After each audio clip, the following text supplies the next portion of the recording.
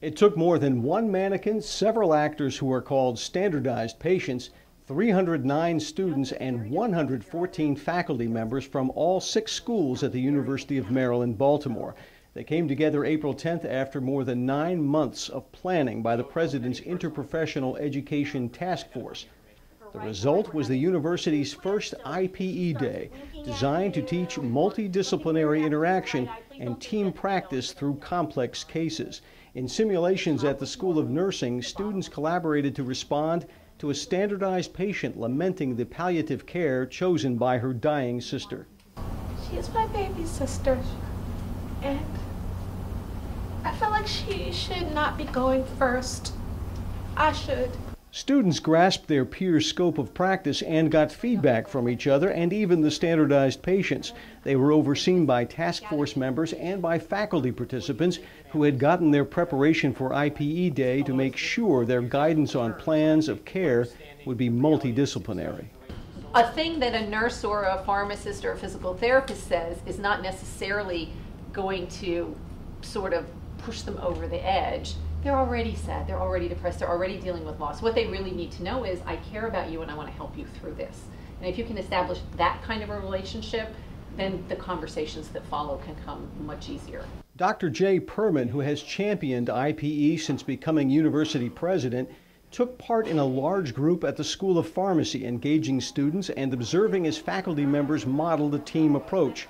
The 2 scenarios centered on intake of a patient with shortness of breath and discharge of a teen smoker who had suffered an asthma attack. Students interacting with one another were respectful and curious about their counterparts' insights and skills, such as a dental hygiene student's remarks on how to avoid the discomfort of a dry mouth, or a pharmacy student's show and tell. Later, at a debriefing in the School of Nursing auditorium, students reflected on their experiences during the 9 IPE scenarios and how their eyes had been opened to other schools' strengths. But it was the pharmacy students who got the biggest shout out. But I really saw a lot of use of the strengths of each practice, as far as like deferring to social work for the family members. But I would also just like to say that pharmacy students know everything.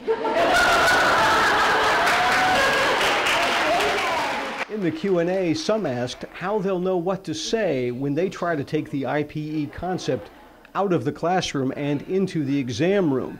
Edward Pecukonis of social work, who is co-chair of the IPE task force, had the mic and an answer. It was really good to role play how I would actually communicate with another healthcare provider, because I think a lot of us want to have a take charge kind of attitude because we're very much fix it kind of people. But we have to work together, and we have to consider what those other healthcare providers are going to think. We are expected to be able to have that ability to communicate with our colleagues and peers.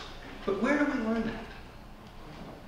And I think what you're bringing up is a really important dimension, that if we're going to become competent at doing that, figuring out how to do that from early on is important during our training. Others wanted to know when the healthcare workplace will embrace team care. President Perman took that one. So if we expect to work in teams, and we all expect rightfully to make a living from working in teams so you can pay off all those miserable loans, we have to show that team-based care is better care. And that is a challenge still before us, because the research is thin. We believe it, you and I believe it, frankly the patient believes it, but we have to show it in a scholarly manner. That's an impediment. Why don't we do this in all of our clinical settings? You know, we, your teachers didn't get raised up this way, did we? So what am I saying to you? We need to work in, and I know you're tired of this kind of a term, we need to work in incremental ways. At noon, students got a send-off and a tip from IPE Task Force co-chair Patricia Morton. We couldn't be more happy with how it all turned out. To hear your comments are so inspiring to us, and as Dr. Perman said, you are the next generation of professionals that will take this forward for teams. So we thank you for coming, and we even encourage you now to have a team lunch. Go invite someone from another profession. Team lunch.